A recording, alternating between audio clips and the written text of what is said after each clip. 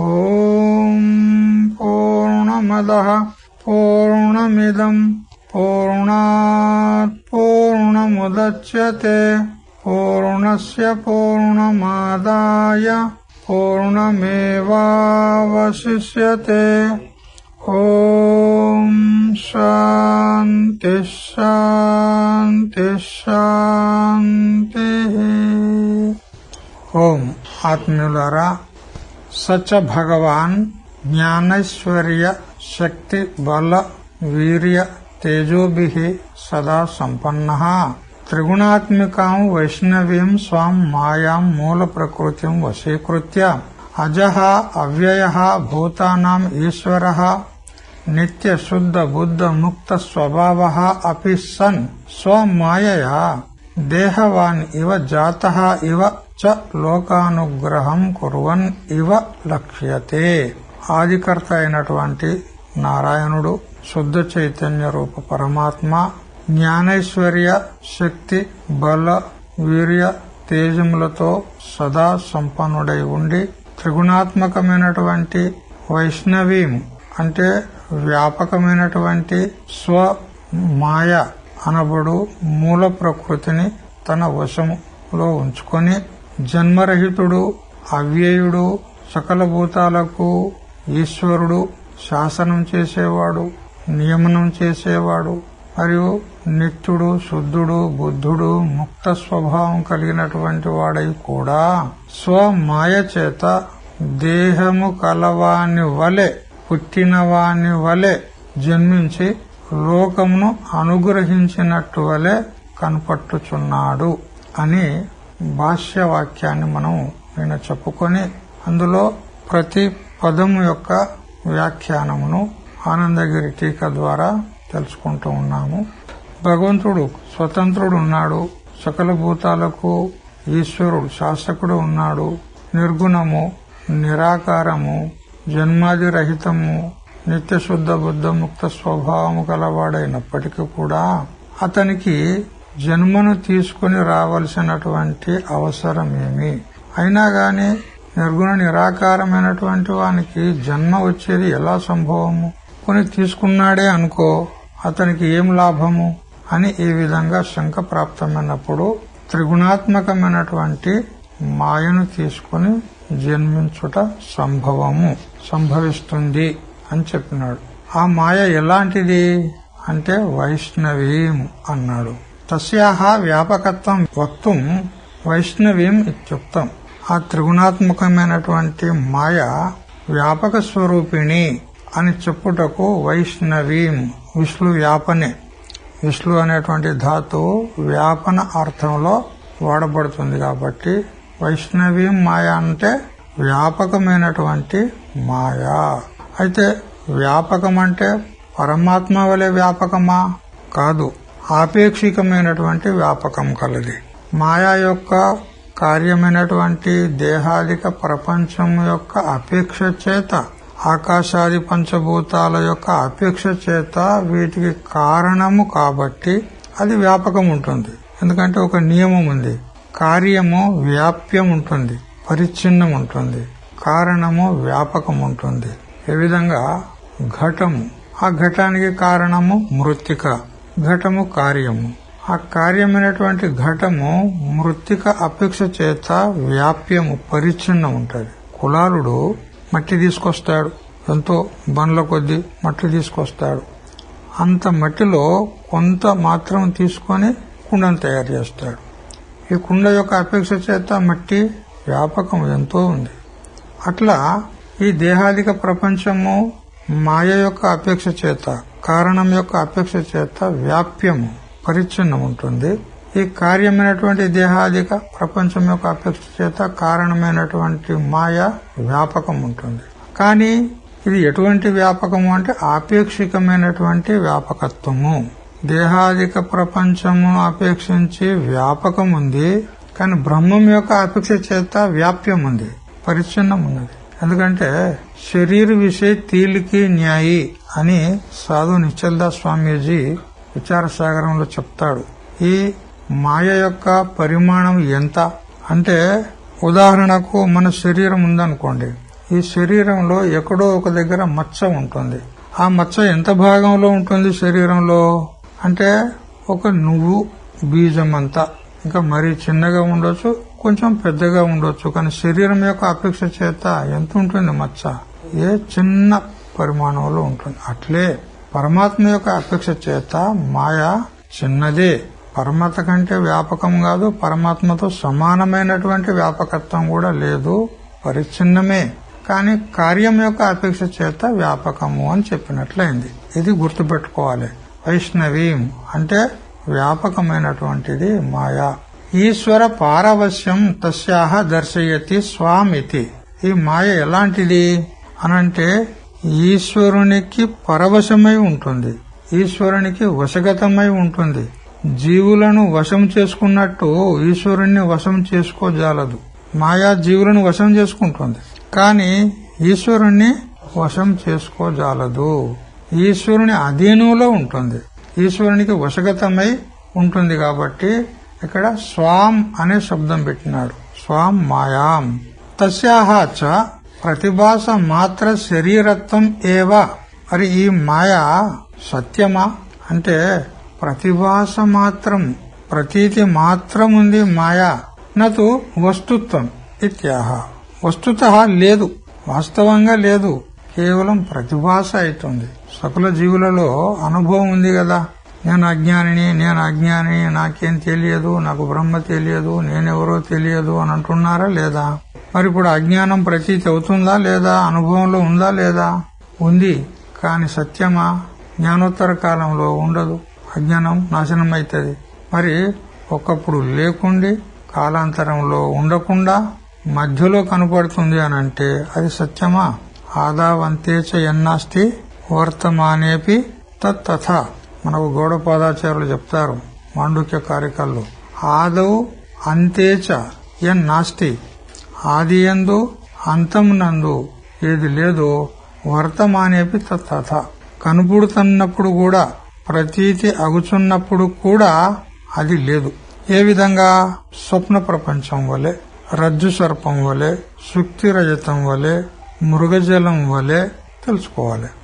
స్వప్న ప్రపంచము మనం నిద్రించక పూర్వము లేదు, మేల్కొన్న తర్వాత లేదు, మధ్యలో కనపడింది నిద్రావస్థలో. సత్యమా? కాదు. మరి కనపడలేదా? కనపడింది. సుఖ దుఃఖాలను ఇవ్వలేదా? ఇచ్చింది.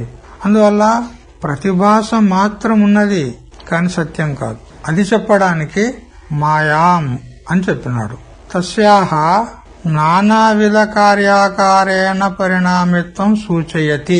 ఆ మాయయే మూల ప్రకృతి అనబడుతుంది. మాయాచ అవిద్యాచ స్వయమేవ భవతి అని నృసింహ ఉత్తరతాపనియోపనిషత్తు చెప్తుందన్నమాట. ప్రకృతి అని ఎప్పుడంటారు? మాయనే ప్రకృతి, ప్రధానము, శక్తి, అవిద్య, మహాశక్తి అని అనేక పేర్లున్నాయి మాయకు. అయితే ప్రకృతి అని ఎప్పుడంటారు అనంటే ప్రకృష్టవాచ ప్రశ్చ కృతిశ్చ సృష్టివాచక సృష్టౌ ప్రకృష్ట యా దేవి ప్రకృతి సా ప్రకీర్తిత. దేవి భాగవతం. ప్రకృతి అయింది కదా. అంటే విశేషంగా అని అర్థం. కృతి అంటే సృష్టి, అంటే విశేషంగా సృష్టిని నిర్మాణం చేసే సామర్థ్యం కలది. కాబట్టి మాయకే ప్రకృతి అని చెప్పినాడు. అంటే ఎప్పుడైతే సృష్టిని నిర్మాణం చేయడానికి సన్ముఖమవుతుందో అప్పుడు దానికి ప్రకృతి అనాలి. 3 గుణాల యొక్క సామ్యావస్థ ఉన్నప్పుడు ప్రధానం అంటారు, కానీ కార్యోన్ముఖమైనప్పుడు ప్రకృతి అనబడుతుంది. అది చెప్పినాడు ఇక్కడ. తస్యాహ నానావిధ కార్యాకారేణ పరిణామిత్వం సూచయతి. ఆ మాయనే అనేక విధములైనటువంటి కార్యరూపంలో పరిణామాన్ని పొందుతుంది. కాబట్టి ఆ మాయయే ప్రకృతి, మూల ప్రకృతి అనబడుతుంది. ఈశ్వరస్య ప్రకృతి అధీనత్వం వారయతి వశీకృత్య. చూడు, భాష్యంలో ప్రతి శబ్దాన్ని వ్యాఖ్యానం చేస్తున్నాడు ఆనందగిరి. ఒక్క శబ్దం కూడా విడిచిపెట్టలే. ఒక్కొక్క శబ్దం వెనక ఎంతో గంభీరమైనటువంటి నిగూఢ అర్థం ఉంది.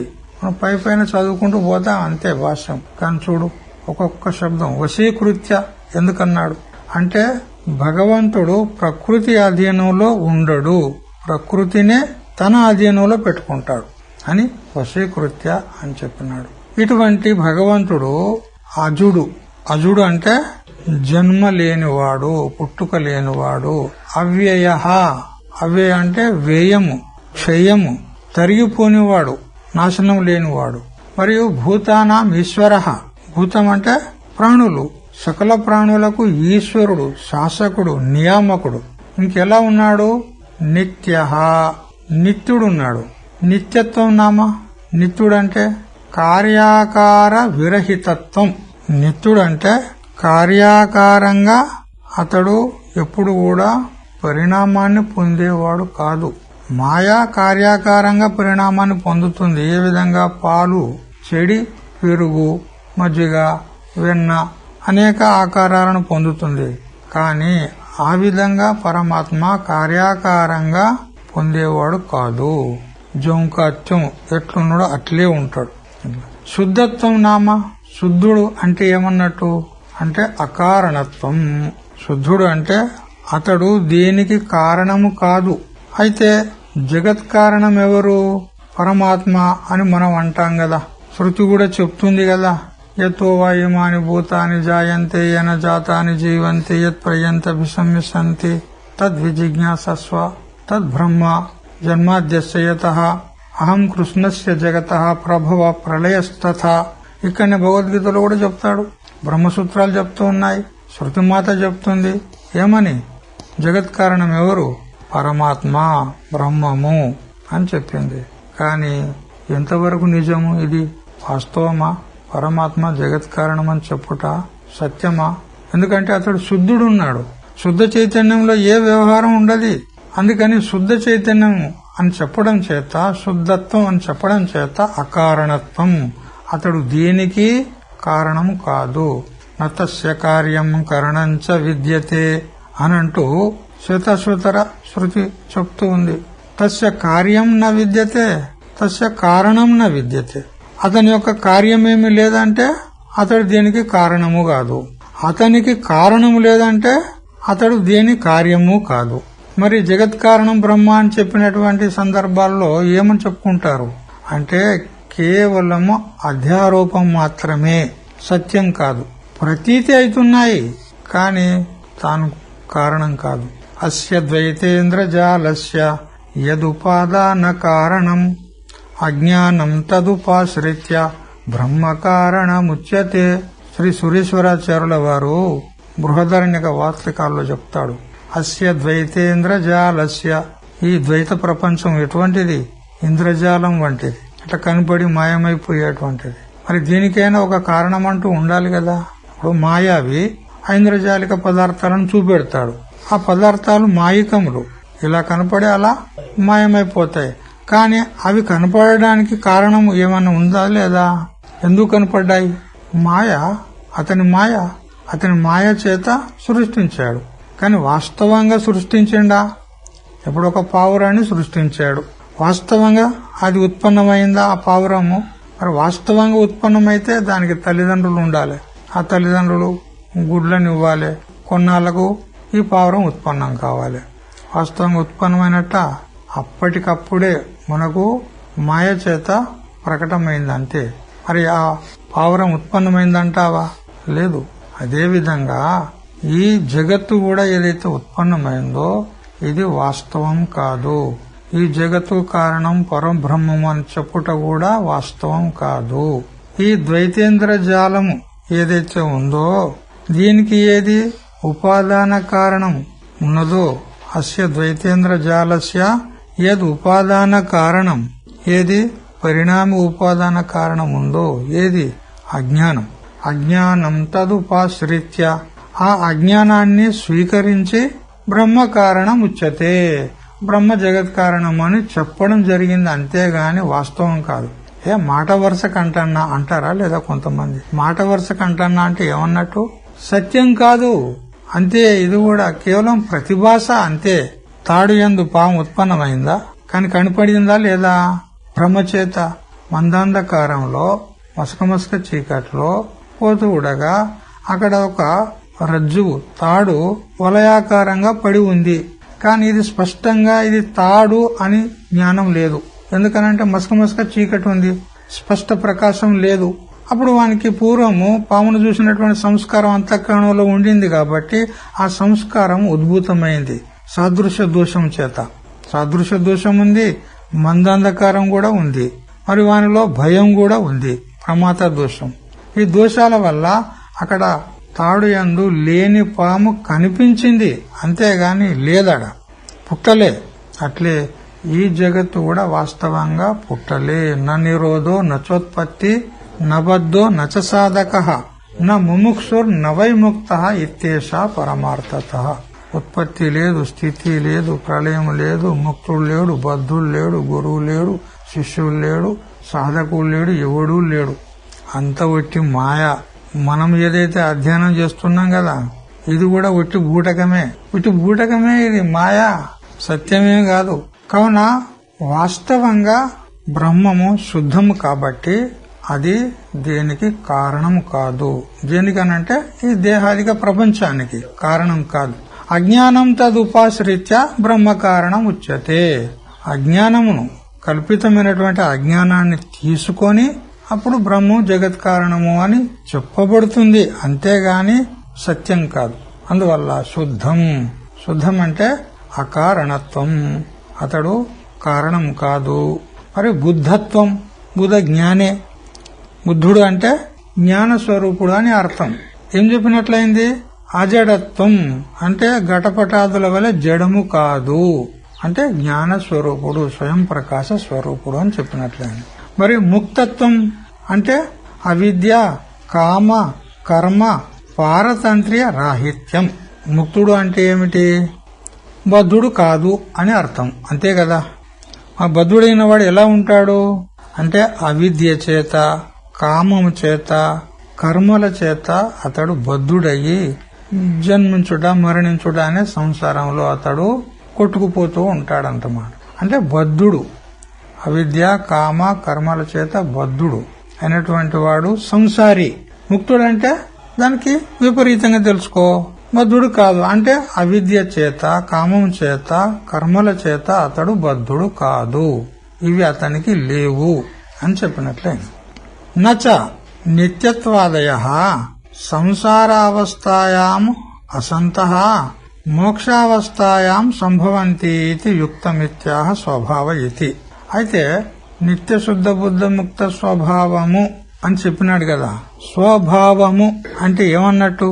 స్వభావం అని అంటే అది చెప్పినాడు ఇక్కడ. అంటే ఈ నిత్యత్వాదులు ఏవైతే ఉన్నాయో ఇప్పుడు మనం చెప్పుకున్నట్టు నిత్యము, శుద్ధము, బుద్ధము, ముక్తము అని చెప్పుకున్నాం కదా పరమాత్మకు విశేషణాలు. వాటి చేత స్వభావం అనే శబ్దాన్ని జోడించినాడు. స్వభావం అంటే ఏంది? ఈ నిత్యత్వాదులు ఏవైతే ఉన్నాయో సంసారావస్థలో లేవు, మోక్షావస్థలో ఉంటున్నాయి అని ఒకవేళ మనకు శంక కలిగితే అట్లా కాదు. ఒకప్పుడు లేకుండి ఒకప్పుడు ఉండేవి కావు ఇవి. ఏ విధంగా అగ్నికి ఉష్ణత దాని స్వభావము, జలమునకు శీతలత దాని స్వభావము. అది ఎప్పుడైనా లేకుండా పోయి మరొకసారి వస్తుందా? అగ్ని ఉన్నంత వరకు ఉష్ణత ఉంటుంది. అదే విధంగా పరమాత్మ యొక్క స్వభావము ఇది ఆగంతుకం కాదు. ఒకప్పుడు లేకుండా ఉండి మరొకసారి వచ్చింది కాదు. సంసారావస్థలో లేదు, ముక్తావస్థలో వచ్చింది, ఇట్లా కాదు, ఎప్పుడూ ఉంటదన్నమాట. నిత్య శుద్ధ బుద్ధ ముక్త స్వభావము ఆత్మ పరమాత్మ. అందుకని స్వభావం అని చెప్పినాడు. దేహగ్రహే ప్రాధాన్యం మాయాయాః దర్శయత్వం పునః స్వమాయా ఇత్యుక్తం.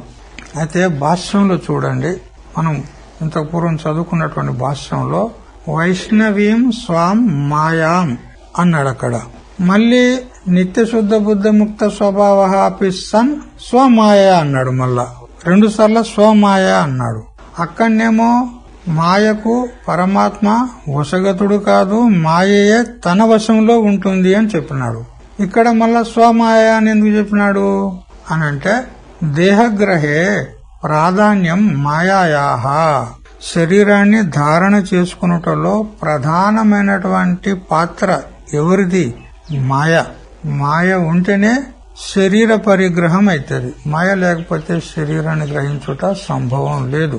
అందుకని దేహగ్రహే ప్రాధాన్యం మాయాయాహ దర్శయితుం స్వమాయా ఇది ఉక్తం.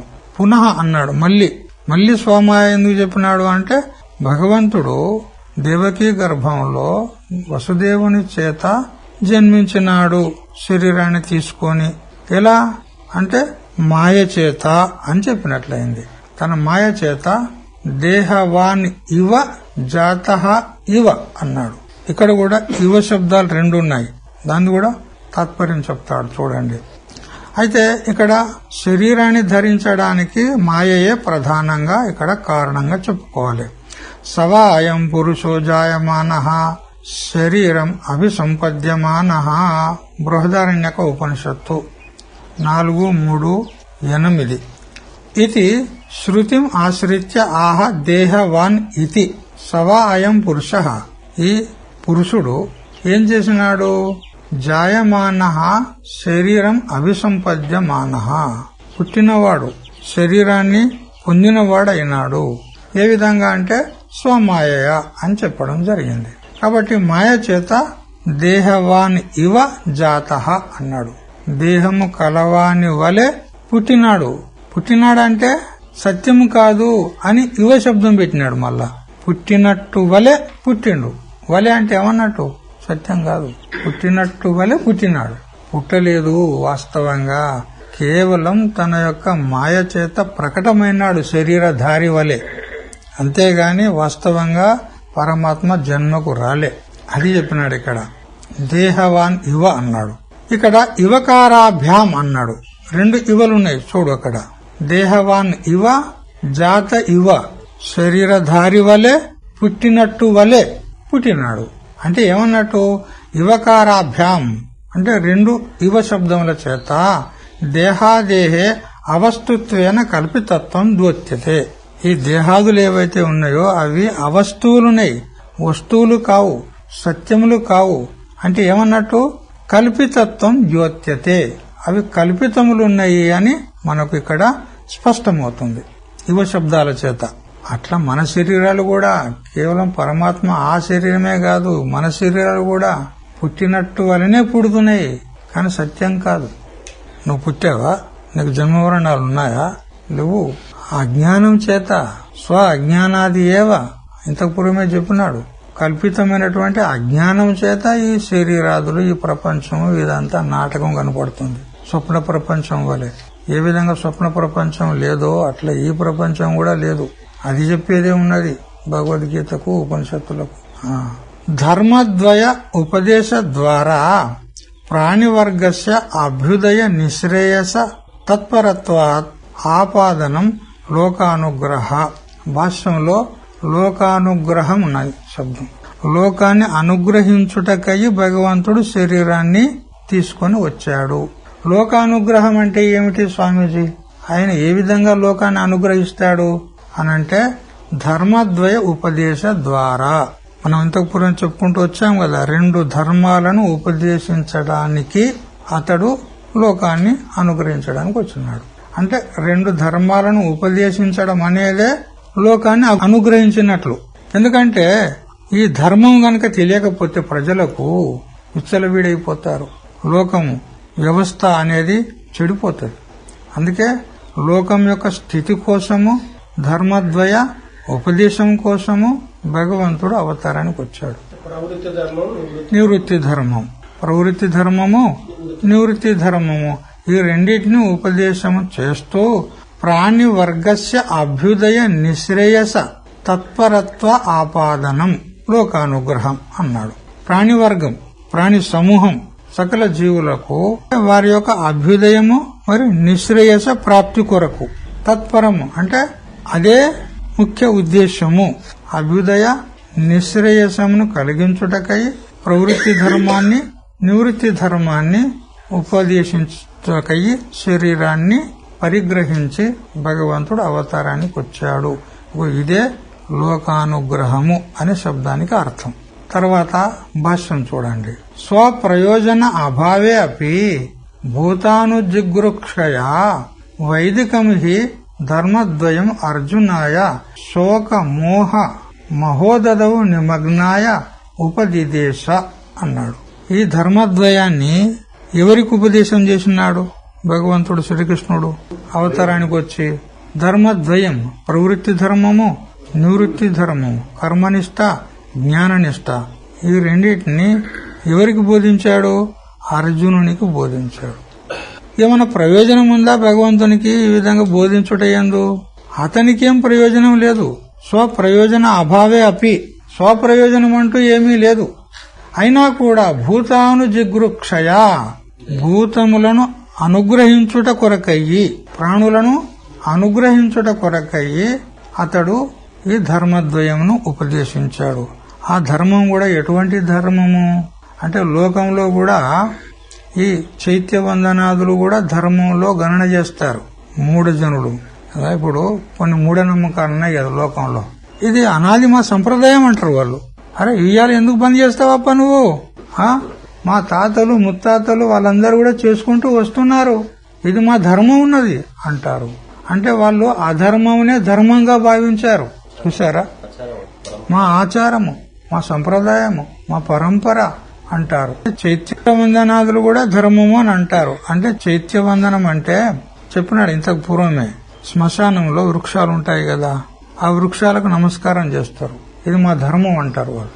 అంటే మా పూర్వీకులు ఈ వృక్ష రూపంలో జన్మించారు, వాళ్ళకు నమస్కారము అని వాళ్ళ యొక్క భావన, మూఢనమ్మకం. అయితే అది ఏ శాస్త్రంలో చెప్పలే, అయినా గానీ అది వాళ్ళకు ధర్మం అయిపోయింది. చైత్యవందనాది వ్యవహారం ఏదైతే ఉందో అది వాళ్ళకు ధర్మం అయింది. కానీ అటువంటి ధర్మం కాదు ఇక్కడ భగవంతుడు లోకానికి ఉపదేశించింది. ఏమిటి? వైదికం ధర్మం అన్నాడు. వేదోక్తమైనటువంటి ధర్మం. వేదం అంటే ఈశ్వర ప్రణీతము, ఈశ్వరవాణి. అస్య మహతోభూతస్య నిశ్వసితం ఏతత్ ఋగ్వేదాదేహే.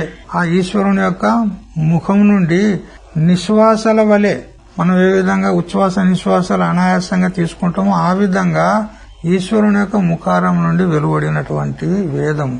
మరి ఈశ్వరుడు వంచకుడా? చెప్పండి.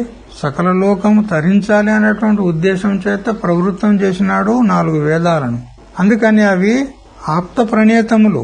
ఈశ్వరుడు పరమ ఆప్తుడు కాబట్టి ఆప్తుని ద్వారా ఉపదేశించబడినటువంటి వేదము కూడా పరమ ప్రామాణికము, అప్రామాణికం కాదు. అటువంటి వేదములో చెప్పబడినటువంటి ధర్మద్వయాన్ని అర్జునునికి బోధించినాడు. మరి అర్జునునికి అవసరమా ఈ ధర్మద్వయ బోధ? అర్జునునికి అవసరమా అంటే అవసరమే. ఎందుకంటే అటువంటి పరిస్థితిని తీసుకొచ్చిన తర్వాతనే బోధించిండు. అంతకు ముందుకు అర్జునునికి మరి శ్రీకృష్ణ పరమాత్మకు 80 ఏళ్ల సహవాసం జరిగిపోయింది, కానీ అప్పుడు చెప్పలే. కానీ ఇప్పుడు చెప్పినాడు. ఇప్పుడు అవసరం ఉంది. ఎందుకు అంటే శోక మోహ మహోదదవు నిమగ్నాయ అన్నాడు. శోకము మోహము అనేటువంటి మహాసాగరంలో మునిగిపోతున్నాడు అతడు. అటువంటి వాడిని ఉద్ధరించాలంటే ఈ ధర్మం యొక్క అపేక్ష అర్జునునికి ఉందని అతన్ని నిమిత్తంగా పెట్టుకొని ఈ ధర్మద్వయమును ఉపదేశించాడు అన్నాడు. ఇప్పుడు ఇంతవరకు భాష్యానికి మరి ఆనందగిరి టీకా చూద్దాం మళ్ళీ.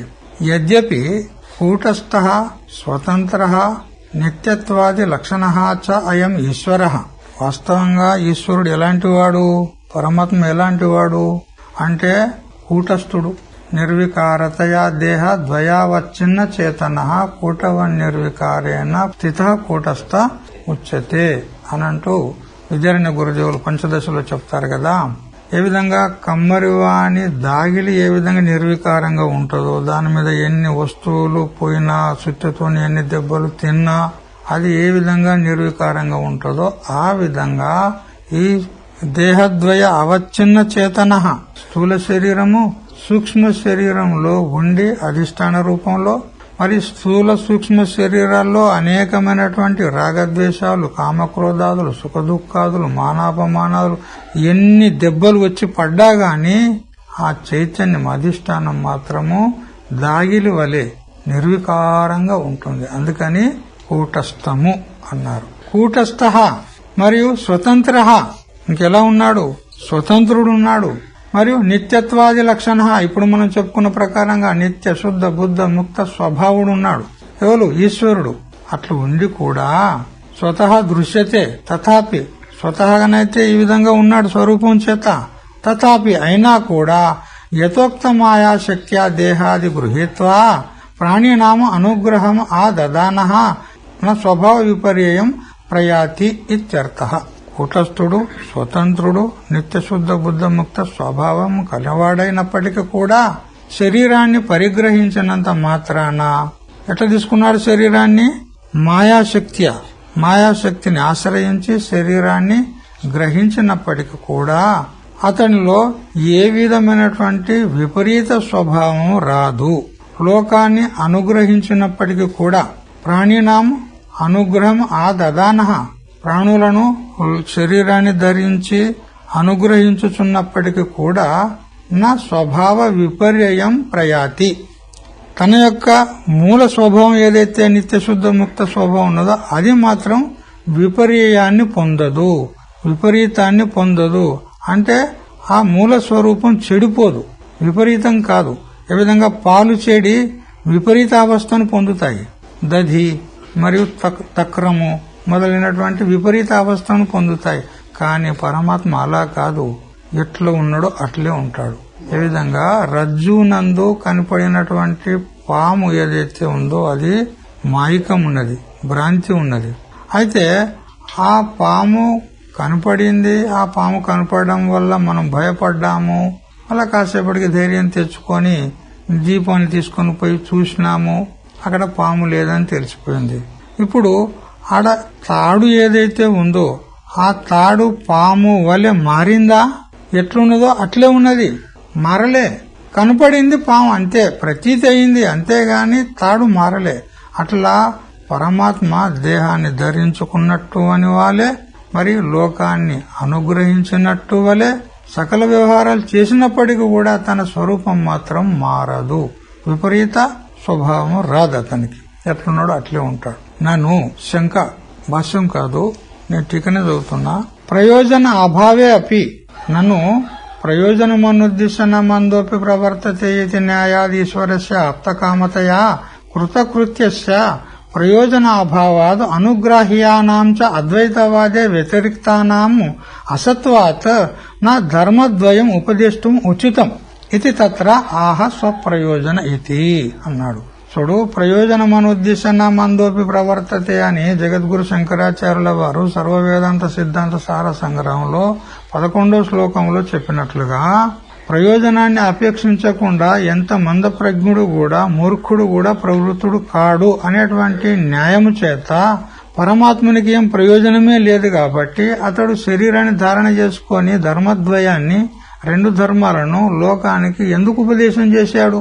ఎందుకనంటే అతడు ఆప్తకాముడున్నాడు, నిత్య తృప్తుడున్నాడు, అతనికి ఏ కామన లేదు, సకల కామలనాన్ని కూడా అతడు పొందినవాడే ఉన్నాడు. మరి కృతకృత్యుడు, అతడు ముక్తుడై ఉన్నాడు, అతనికేం ప్రయోజనము కూడా లేదు. మరియు ప్రయోజనం లేకున్నా కూడా ఇతరులకు ఉపదేశించవచ్చు కదా శరీరాన్ని ధారణ చేసుకుని పరమాత్ముడు అనంటే, చూడు, అనుగ్రాహ్యానాం చ అద్వైతవాదే వ్యతిరిక్తానాం అసత్వాత్ అన్నాడు.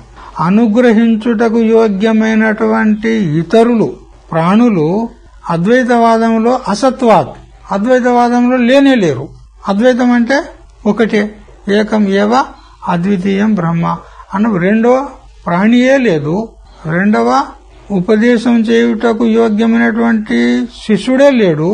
అలాంటప్పుడు ఈ రెండు ధర్మాలను ఉపదేశించుట నా ఉచితం అన్నాడు. ఇది ఉచితం కాదు అని ఈ విధంగా శంక ప్రాప్తమైనప్పుడు భాష్యంలో శంకరాచార్యుల వారు చెప్పినాడు, స్వప్రయోజన అభావే అపి అన్నాడు. స్వప్రయోజనం అతనికి లేనప్పటికీ కూడా భూతానుజిగృక్షయ అన్నాడు. ప్రాణులను అనుగ్రహించుట కొరకై వైదికం ధర్మద్వయం అర్జునాయ ఉపదిదేశ, వైదిక ధర్మములైనటువంటి ప్రవృత్తి ధర్మాన్ని, నివృత్తి ధర్మాన్ని అర్జునునికి బోధించాడు అన్నాడు. కల్పిత భేద భాంజి భూతాని ఉపాదాయ తద్ అనుగ్రహ ఇచ్చయా చైత్య వందనాది విలక్షణం ధర్మ ద్వయం అర్జునం నిమిత్తీకృత్య ఆప్తకామః అపి భగవాన్ ఉపదిష్టవాన్ ఇత్యర్థః. చూడు, భూతాలు కూడా కల్పితమున్నాయి, వాస్తవములు కావు. ప్రాణులు కూడా కల్పితములున్నాయి. అయితే ఆ కల్పితమైనటువంటి భిన్నమైనటువంటి భూతాలను అనుగ్రహించుట కొరకై ఈ చైత్యవందనాది విలక్షణం ధర్మద్వయం కదా. ఇప్పుడు నేను చెప్పాను కదా, ఆ శ్మశానంలో ఉన్నటువంటి వృక్షాలకు నమస్కారం చేయుట ఇది ధర్మం అని లోకంలో అంటారు. అటువంటి చైత్యవందనాది ధర్మం కాదు, దానికి ఏం ప్రమాణం లేదు. కానీ ఇక్కడ ఏ ధర్మద్వయం ఉన్నదో ఇది ప్రామాణికం ఉన్నది, వేదోక్తం ఉన్నది. అందువల్ల వేదోక్తమైనటువంటి ప్రవృత్తి నివృత్తి ధర్మద్వయమును అర్జునం నిమిత్తీకృత్య, అర్జునుణ్ణి నిమిత్తంగా చేసుకొని ఆప్తకామః అపి, అతడు నిత్యతృప్తుడైనప్పటికీ కూడా, ఆప్తకాముడు అయినప్పటికీ కూడా, ఆప్త అంటే ప్రాప్త కదా, ప్రాప్తకాముడు అయినప్పటికీ కూడా భగవాన్, ఆ భగవంతుడు ఉపదిష్టవాన్, అర్జునునికి ఉపదేశం చేసినవాడాయను. అర్జునస్య ఉపదేశ అపేక్ష అస్తి ఇది దర్శయితం విష్ణష్టి శోక ఇతి.